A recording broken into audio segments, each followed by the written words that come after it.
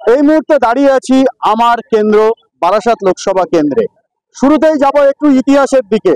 এই বারাসাতে একটা সময় ঈশ্বরচন্দ্র বিদ্যাসাগর এসেছিলেন এবং তার উদ্যোগে নারী শিক্ষার প্রসার হয়েছিল। এই বারাসাতে আছে খনার ডিবি, অর্থাৎ যেখানে একটা সময় জ্যোতির্বিদ্যা চর্চা হতো। এই বারাসাতের যদি রাজনৈতিক ইতিহাসে দেখি তাহলে কিন্তু ফরওয়ার্ড ব্লকের এটা একটা গড়, যেখানে ফরওয়ার্ড ব্লক গঠনের পর এখানে কিন্তু একের পর এক ফরওয়ার্ড ব্লক কর্মীদের খুন করা হয়েছিল। এই বারাসাত লোকসভা কেন্দ্রের যে ইতিহাস রাজনৈতিকভাবে ভোট রাজনীতিতে, তাহলে চিত্ত বসু তিনি কিন্তু পর পর 3বার সাংসদ নির্বাচিত হয়েছেন। তারপরে ডাক্তার কাকলি ঘোষ দস্তিদার হয়েছেন। চতুর্থবার তিনি যদি জয়ী হতে পারেন তাহলে বারাসাতের ইতিহাসে হবে এক রেকর্ড। সংশোধিত নাগরিকত্ব আইন লোকসভা ভোটের ঠিক আগে আগে কেন্দ্রীয় সরকার লাগু করেছে। সেটা কি মূল এজেন্ডা নাকি অন্য কিছু? আমি এখানে দাঁড়িয়ে আছি, এখানে সমস্ত দলের রাজনৈতিক সদস্যরা আছেন, কর্মীরা আছেন। আমার বাদিকে আছে তৃণমূলে, আমি একটু দেখাতে বলবো তৃণমূলের সদস্য সংখ্যা। শুরুতেই যে কথা বলছিলাম, সংখ্যা ভোট রাজনীতিতে অত্যন্ত গুরুত্বপূর্ণ। এবং আমি দেখাবো ডান দিকে, এখানে বিজেপি, এখানে বাম। সংখ্যা কিন্তু অত্যন্ত গুরুত্বপূর্ণ। এই সংখ্যাটা ঠিক কতটা গুরুত্বপূর্ণ আমি শুরুটা করব, যেহেতু লোকসভা নির্বাচন, শাসক দল বিজেপি, বিজেপির দিক থেকে সংখ্যা কতটা গুরুত্বপূর্ণ? সংসদীয় রাজনীতিতে ভারতবর্ষের গণতন্ত্র সংখ্যা তো অবশ্যই একটা গুরুত্বপূর্ণ, এবং সেই গুরুত্বপূর্ণ সংখ্যাটা অ্যাচিভ করার জন্য ভারতীয় জনতা পার্টি এবার নির্বাচন হবে। আমাদের আর কিছু অনেকগুলো এজেন্ডা আছে, দেখেছেন আমাদের রাম মন্দির হয়েছে, 370 দ্বারা বিলুপ্ত হয়েছে, আমাদের আরো অনেক এজেন্ডা আছে। আজকে কাশ্মীর ঠান্ডা হয়ে গেছে, এবং সেই কারণে আগামী লোকসভায় 400-র ওপর আসন, সংখ্যার কথাই বলছি, আমাদের একটাই টার্গেট 400-র ওপর আসন। এবং সংখ্যার কথাটাই আবার বলছি, পশ্চিমবঙ্গ থেকে নিজের পক্ষে 35টা আসন সংখ্যা, যে কথাটা আপনি বলছিলেন, এবং কেন্দ্রে 400-র ওপর আসন নিয়ে নরেন্দ্র মোদীজি আবার প্রধানমন্ত্রী হবেন। এবং সেই সংখ্যার ওপর ভর করেই ভারতবর্ষে আজকে বিশ্বের 4র্থ বৃহত্তম অর্থনৈতিক শক্তি হয়েছে। সেই সংখ্যার ওপর ডিপেন্ড করে আগামী দিন ভারতবর্ষ বিশ্বের সর্ববৃহৎ অর্থনৈতিক শক্তিতে পরিণত হবে। পশ্চিমবঙ্গের মা বোনেরা বলছে আমাদের 1000 টাকা লাগবে না, রাত্রিবেলা পিঠে করতে যেতে পারবো না, দিনের বেলা 1000 টাকা দিয়ে তৃণমূলের নেতারা এসে ছবি তুলে নিয়ে যাবে মা বোনেদের। ভাবা যায় সিরাজদৌল্লার আমলে আমরা এইসব শুনতাম, রাত্রিবেলা শাহজাহান ছবি দেখবে দিয়ে পাঠিয়ে দেবে নিচু তলার তৃণমূল কর্মীদের, ওই মেয়েটাকে আমার লাগবে, 3 দিন ধরে তাকে সকালে ধর্ষণ করবে। পশ্চিমবঙ্গের মা বোনেরা ইজ্জতের দাম 1000 টাকায় কোনোদিনও পাবে না তৃণমূল কংগ্রেস। আমি শুরুতেই বলেছি সংখ্যাটা অত্যন্ত গুরুত্বপূর্ণ। জনসংখ্যার নিরিখে 65টা মধ্যে এই বারাসাত 5 নম্বরে, যেখানে সংখ্যা বেশি কিন্তু জেতা কঠিন। কেন? আমি যাব তৃণমূলের কাছে, কেন জেতা কঠিন কেন? দেখুন, আমাদের কাছে জেতা একদমই কঠিন না। আর তারপরে হচ্ছে বিজেপি তো আমাদেরকে ওয়াকওভার দিয়েছে বিজেপির কাছে জেতা, কারণ একটা জিনিস আপনারা দেখছেন, একদিকে আমাদের যে প্রার্থী ডক্টর কাকলি ঘোষ দস্তিদার, তিনি 3বারের সাংসদ ছিলেন। তার সেই সাংসদ থাকাকালীন তিনি রাস্তাঘাটের উন্নয়ন করেছেন, ড্রেনেজের ব্যবস্থা করেছেন, লাইটের ব্যবস্থা করেছেন, সিসিটিভি বসিয়েছেন, আজকে একটা জরাজীর্ণ হাসপাতালকে মেডিকেল কলেজে রূপান্তরিত করেছেন। আর তার বিরুদ্ধে আজকে বিজেপি একজনকে প্রার্থী করেছেন যিনি মাদক পাচারে যুক্ত, যিনি অভিযুক্ত হয়েছিলেন এবং জেলও খেটেছিলেন। তাকে কিন্তু আজকে বিজেপি কাকলি ঘোষ দস্তিদারের মতো একজন সাংসদের সামনে এনে দাঁড় করিয়েছেন। আর তিনি তখন বলছিলেন না যে কাশ্মীরে 370, ওনাকে একটু আমি বলে দিই, কাশ্মীরে 370B হেঁটেছে। 370B মানে সেখানে বাইরের লোকজন গিয়ে জমি কিনতে পারেন। জানেন কে জমি কিনেছে? আদানি। এবং ওই জমিতে কি পাওয়া গেছে জানেন? লিথিয়াম পাওয়া গেছে। প্রথমে ওখানে সার্ভে হয়েছে, লিথিয়াম পাওয়া গেছে, তারপর তারা আইন পাশ করিয়ে আদানিকে দিয়ে ওই লিথিয়ামের ভান্ডার ওই মোদি তাকে দিয়ে কিন্তু কিনিয়েছে। তাই 370 হেঁটেছে, অন্য কিছু কিন্তু হয়নি। আর তারা বলছিলেন না 400 পার, আপনারা তো জানেন 2021 সালে বলেছিল 200 পার, হয়েছিল 75, এবার বলছে 400 পার, হবে 150। এবং এই ক্ষমতা থেকে তারা বিদায় নেবে। ভারতবর্ষের মানুষ আবার কম টাকায় গ্যাস পাবে, আবার কম টাকায় ডাল পাবে, আবার কম টাকায় তেল পাবে, আবার তারা কম টাকায় ওষুধ পাবে, আবার তারা কিন্তু এই যে জিএসটিটা শিক্ষার যে পেন এবং খাতার উপরে bosিয়েছে, সেই জায়গা থেকেও কিন্তু ভারতবর্ষের মানুষ কিন্তু মুক্ত হবে এবং ভারতবর্ষের মানুষ আবার আগের মতো করে আজকে দিনে কিন্তু অরিজিনাল আজকে দিনে যাবে। সংখ্যা আবার ফিরবো, এই সংখ্যাটা অত্যন্ত গুরুত্বপূর্ণ। আমরা যদি দেখি এই সংখ্যার কিন্তু হিসেব নিকেশ করছে প্রত্যেকটা রাজনৈতিক দল। ত্রিমুখী লড়াই করতে গেলে যে শক্তি প্রয়োজন সেটা সত্যি কতটা আছে, আমি যাব বামের কাছে। কতটা আছে?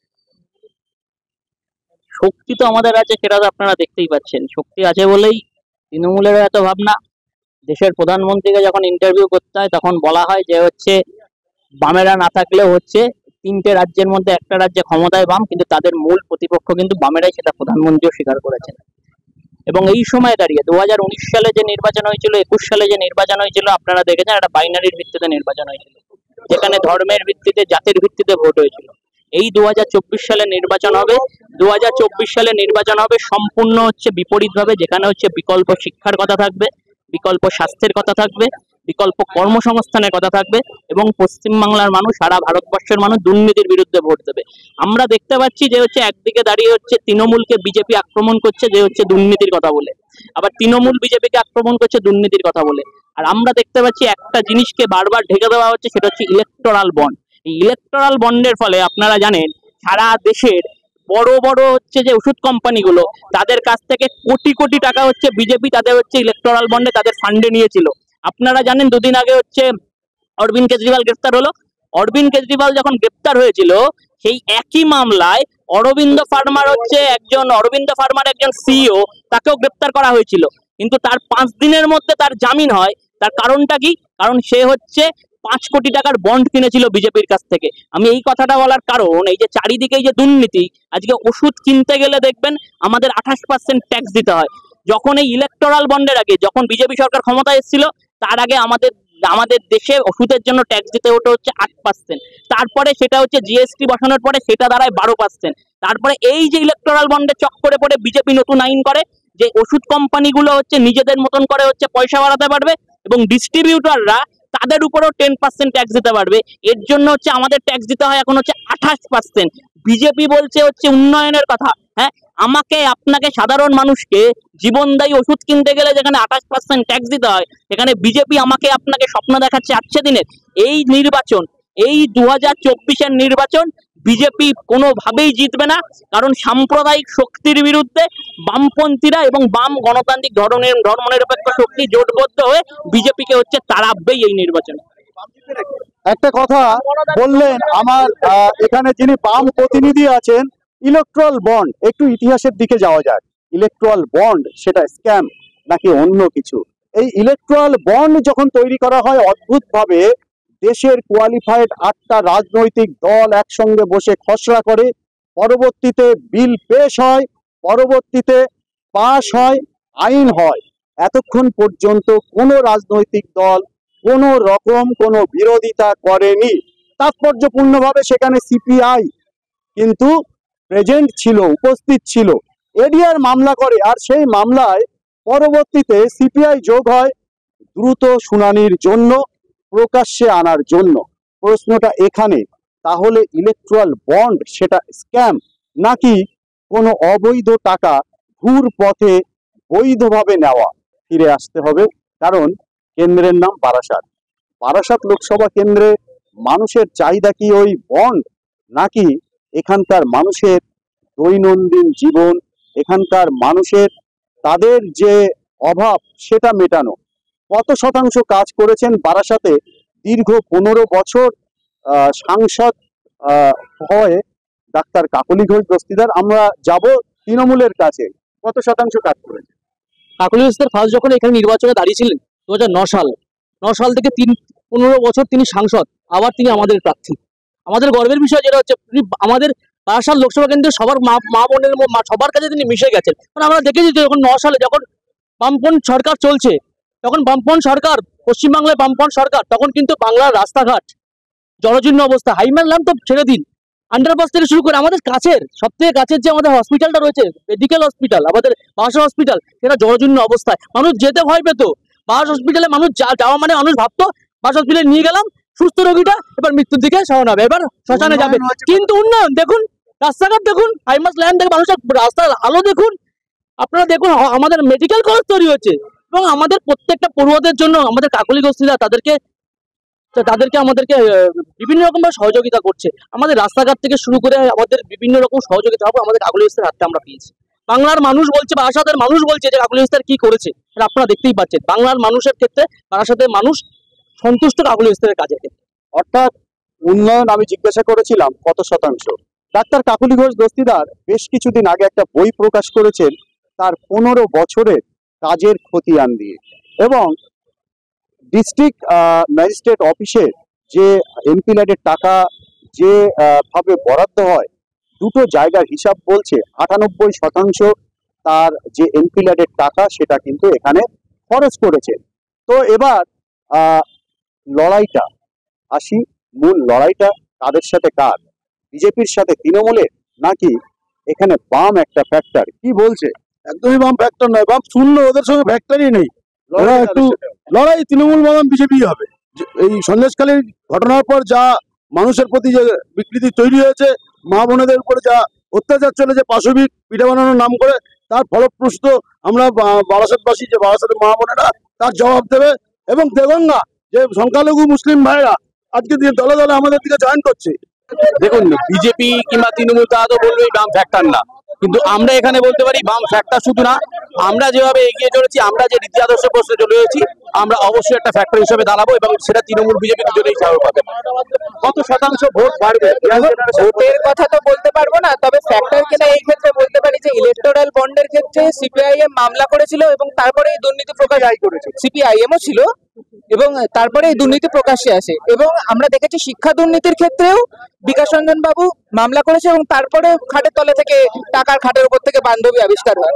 ফলে বাম ফ্যাক্টর কিনা এটা তো ভালো করেই বোঝা যাচ্ছে। এবং বিগত পৌরসভা এবং পঞ্চায়েত নির্বাচনে তো আমাদের ভোট সংখ্যা বেড়েছে। এবারে তারপর মানুষ যা ডিসাইড করবে আমরা সেটা মাথা পেতে নেব। মানুষ বলছে শূন্য, মানুষ কি বলছে? কারা শুনছে?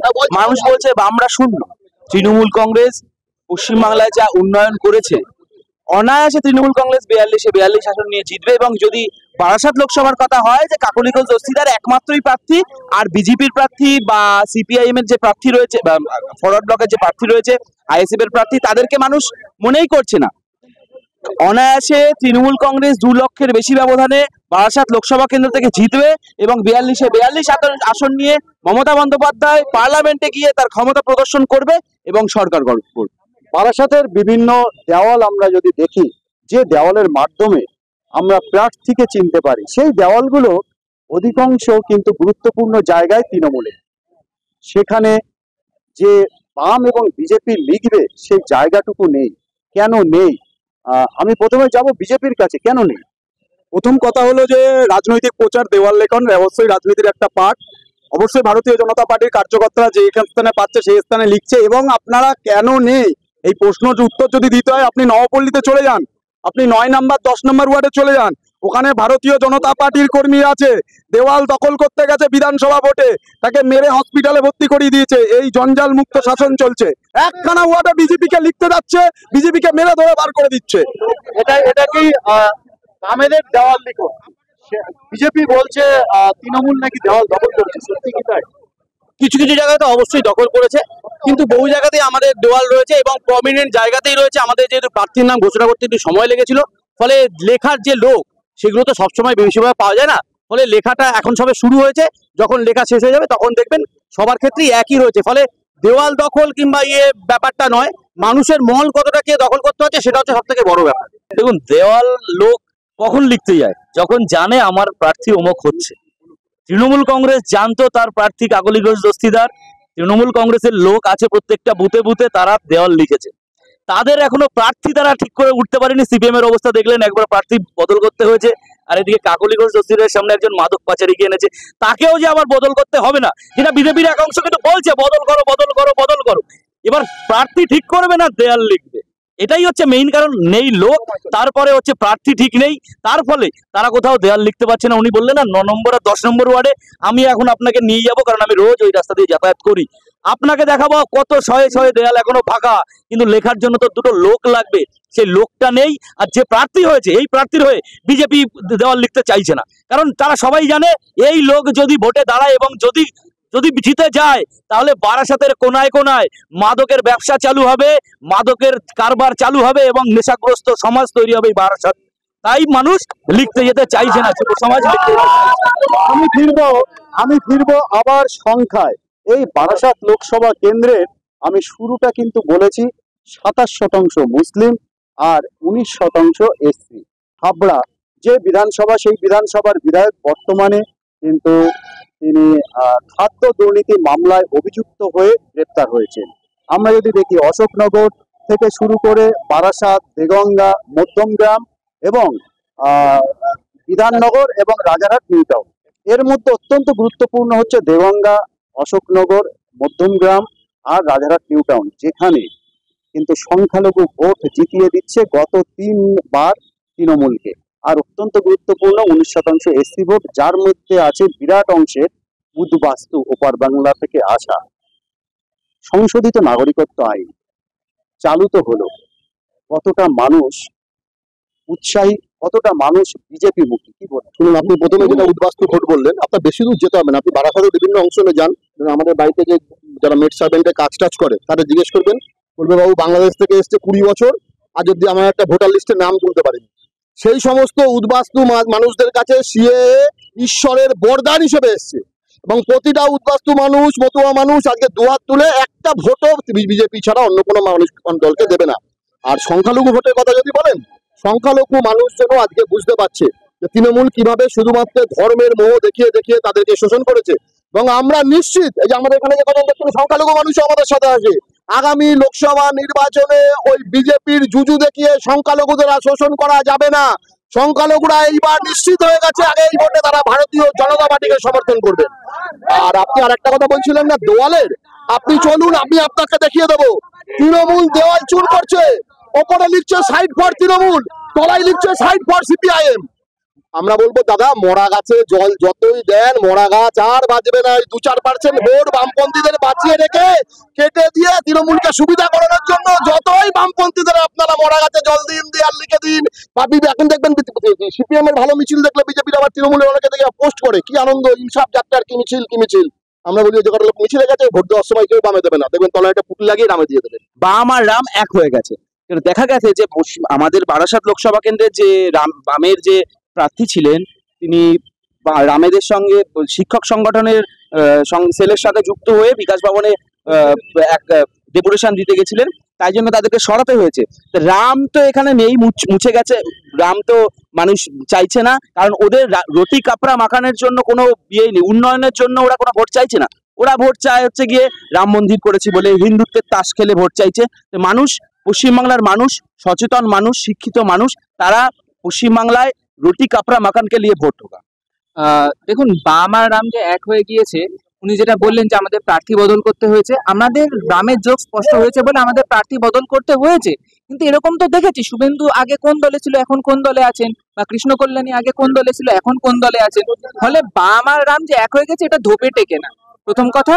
আর দ্বিতীয়, উনি যেটা বললেন যে হিন্দুত্বের তাস, এবং আমরা দেখেছি যে উত্তরপ্রদেশে যদি রাম মন্দির বানানো হয়, এখানে কম্পিটিটিভ কমিউনালিজম করে জগন্নাথ মন্দির তৈরি করা হয়েছে, এদিকে 7,000 স্কুল বন্ধ হয়ে গিয়েছে। অ্যাকচুয়ালি যেটা বললো না, যে আমরা কোনোদিনই নীতি আদর্শের সঙ্গে আপোষ করি না, ঠিক আছে, সেই কারণে আমরা ক্যান্ডিডেট চেঞ্জ করার মতন অকাত দেখাতে পারি। ওদের মতো স্ট্যান্ডিং বিজেপির এমএলএ, সে আবার ওই কৃষ্ণ কল্যাণী বলুন, বিশ্বজিৎ দাস বলুন, বা রানাঘাটের মুকুটমণি অধিকারী বলুন, এদেরকে তোলে এনে আমরা ক্যান্ডিডেট করি না। পার্থক্যটা এখানে এটাই আসলে তৃণমূল আর বিজেপি একই বাড়ি, একটা গোটা বাড়ি, বাড়িটার নাম আরএসএস, যার একটা ঘর তৃণমূল, একটা ঘর বিজেপি। ওই আপনি দেখবেন বাড়িতে বেরোনোর আগে আপনি যদি দেখেন যে আপনার যদি বাবা মা আপনাকে যদি আপনার সন্তান বলে যে একটা ক্যাডবেরি নিয়ে আসবে, আপনি যদি না আনতে পারেন, দেখবেন এক ঘর থেকে অন্য ঘরে চলে যায়। ঠিক তেমন ভাবে মুকুল রায়রা যখন দরকার পড়ে একবার বিজেপিতে যায়, আবার জিতে গিয়ে আবার তৃণমূলে ব্যাক করে, আবার ফিরে এসে বিজেপিতে হয়, আবার বাড়ির সামনে দাঁড়িয়ে বলে বিজেপি আর তৃণমূল তো একই। রামবামের ইকুয়েশন সব থেকে যদি আপনি ভালো দেখেন, তাহলে 2021 সালের নির্বাচন।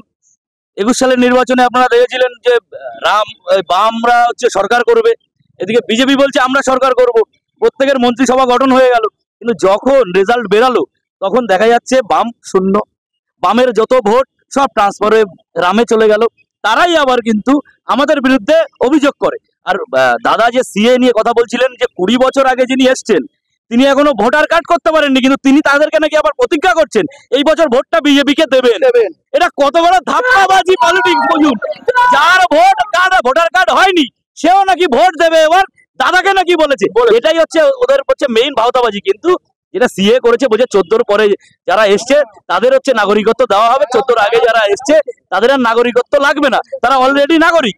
কিন্তু মানুষকে গিয়ে ভুল বোঝানো হচ্ছে যাদের ভোটার কার্ড আছে তাদের কেউ আবার নতুন করে করতে হবে। আর যদি ওই ফর্মটা আপনি দেখেন, প্রথমেই আপনাকে ডিক্লারেশন দিতে হবে যে আমি বাংলাদেশি বা আমি অন্য দেশের নাগরিক, এবং সেখানের আপনার কোনো শংসাপত্র দিতে হবে গভর্নমেন্টের, সেখানকার জন্ম সার্টিফিকেট দিতে হবে, সেখানকার দলিল দিতে হবে, কার কাছে সেই দলিল আছে। আর একবার যদি আপনি ডিক্লেয়ার করে দেন যে আমি বাংলাদেশি, আমি এই দেশীয় না, তারপরে আপনার যে ভোটার কার্ডটা আছে সেটা বাতিল হবে, আপনার রেশন কার্ড বাতিল হবে, আপনার আধার কার্ড বাতিল হবে, আপনার ব্যাংকের অ্যাকাউন্ট বাতিল হবে, আপনার জমি জমা ঘর বাড়ি দোকানপাট যা আছে সব সরকার বাজেয়াপ্ত করে নেবে। এই ছক বাঙালিকে একটা দুর্বিষয় ফেলার জন্য বিজেপির একটা চক্রান্ত সিএর নামে যেটা নিয়েছে, এটা বাঙালিকে শেষ করার জন্য। কারণ আপনারা দেখেছেন আসামে হিন্দু বাঙালিদের উপরে কিভাবে অত্যাচার করা হয়েছে, 9 লক্ষের উপরে বেশি হিন্দু বাঙালিদেরকে কিন্তু জেলে পাঠানো হয়েছে, যেটাকে ডিটেনশন ক্যাম্প বলছে, যাতে করে লোক জেল না বলে। কিন্তু সেখানে আমরা দেখেছি যে কিভাবে ওষুধের অভাবে খাবারের অভাবে মানুষ সেখানে মরে যাচ্ছে। আমরা দেখেছি একজন মা, তার কাছে কিন্তু তাকে ওই ডিটেনশন ক্যাম্পে থাকতে হয়েছে এবং বাবাকে ওই বাচ্চা নিয়ে গিয়ে কিন্তু তার কাটার এপারে থেকে তার মায়ের কিন্তু স্তন পান করাতে হয়েছে। এরকম সিন কিন্তু আমরা আসামে দেখেছি, যেটা আমরা বাংলায় কোনোদিন তৃণমূল কংগ্রেস থাকতে আমরা এটা হতে দেবো না। বাংলাটাকে আসাম সব মিলিয়ে সব দলের কথা শুনে আমি নিজেই কিন্তু বিভ্রান্ত।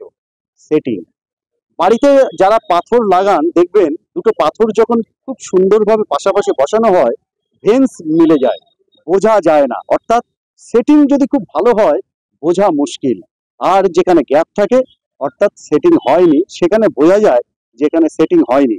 সেটিং যে কার সাথে কোথায় তলে তলে সুনিপুণভাবে হয়েছে সেটা তো তার উত্তর জনগণ দেবে ভোট বাক্সে। বারাসাত লোকসভা কেন্দ্র থেকে সত্যজিৎ চক্রবর্তী, আর প্লাস নিউজ।